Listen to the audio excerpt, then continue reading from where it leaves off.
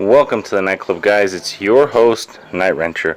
So today we're going to be tackling this really rusty core support. I just had this thing sandblasted. They charged me about 20 bucks and they sandblasted the whole thing. I then took it home, sprayed a little bit of the self-etching primer, and then it's time to get to work on these repairs. So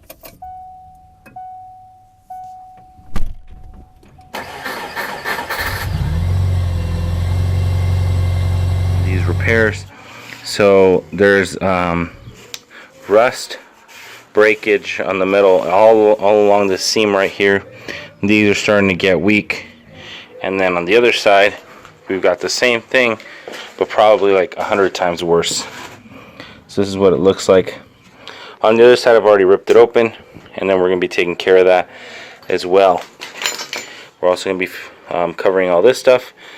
Basically the plan is to use angle iron, like that one right there, to not only reinstall or install it over this. I'm going to be welding it onto the plate, hopefully without warping it, and then drilling new holes and then welding this section to it as well. Hopefully that'll be enough to reinforce everything, but let's go ahead and get started.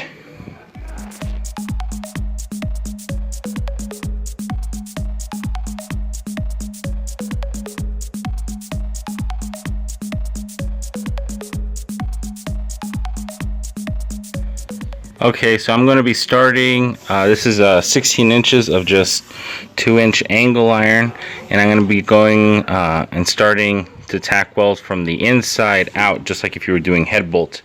The reason for that is if you start with the outside first, the inside gets out of whack, and the inside is the strongest part of a flat piece, so you want to start there and then you're straightening out as you go along. I'm not too worried about the scale. Since this isn't going to be seen, I'm just going to lightly sand it or brush it before going through and primering it again before paint.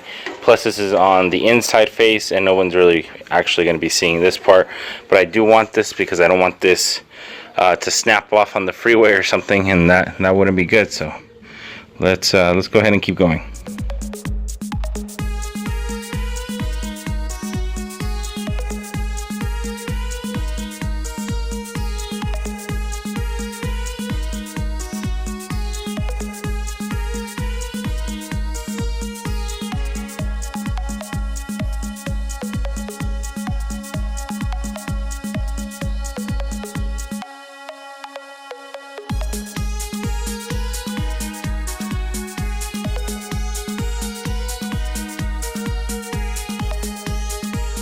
Those are the spot welds for the top.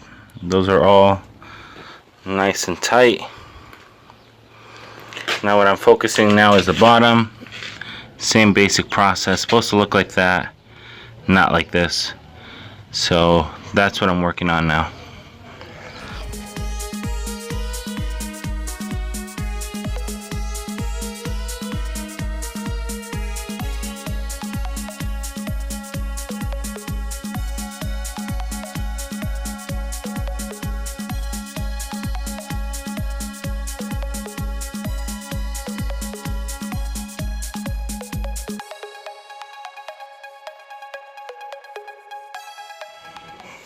And there you go. This one's all ready to be primered. And then the bottom I'm just going to flatten with a flap disc after I flip it. And then we're just going to move on to the next one. So hold on for that. Alright, so this is the driver's side, all good to go. Pretty straight. And here's the passenger side. Also pretty straight. And it's all good to go.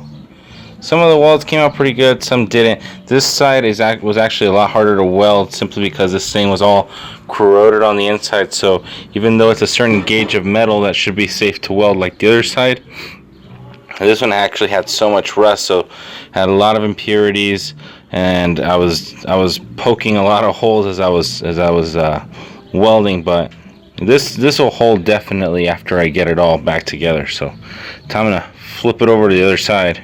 Alright, so this is all flipped over. Most of this is pretty good, except for this area right here that I cut out and I hit with this acid, muric acid, I believe, and it's supposed to kill all this rust. So most of this is it's pretty safe now. I don't think it'll be expanding anytime soon. So what I'm going to do, I'm going to hit it with self-etching primer to just give it a little bit more bite, and then I'm going to sand the edge of this to bare metal, and then I'm going to run a 2-inch plate all the way across so I can cover this up. So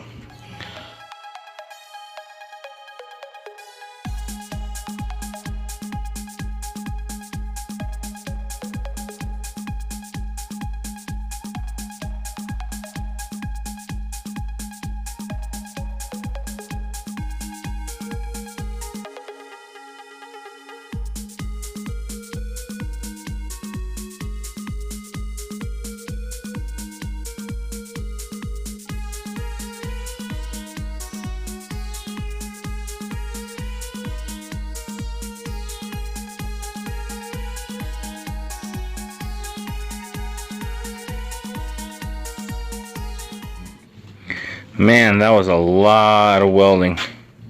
Now I just got to go ahead and clean it up and then give it a quick paint job, and it should be good to go.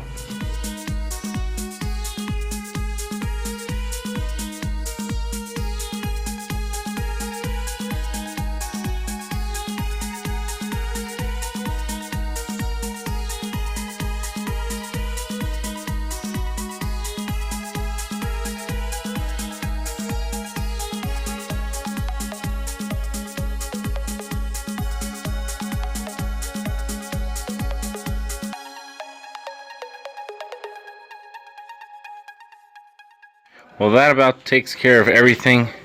This is the final product after it's all said and done. Like I said, it's not the prettiest job, but it does in fact get the job done. Everything is rust free now as far as the eye can see.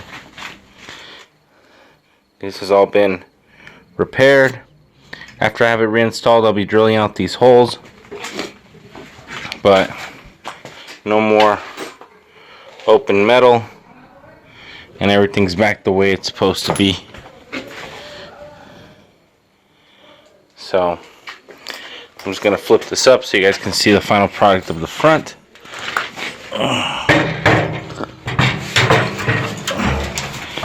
And just tomorrow I'm going to be giving this a light scuff and getting it ready to primer and paint.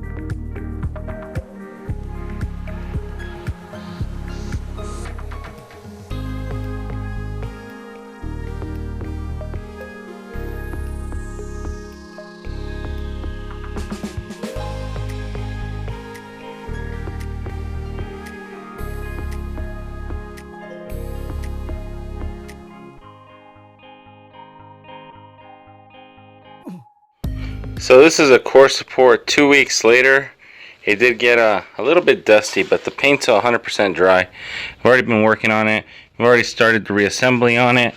I got the front grille and everything, but for the most part, everything came out, you know, really good for the most part. I still got a lot to do. I mean, it's gonna get disassembled anyway. I just really wanted to see what it looked like with everything back on.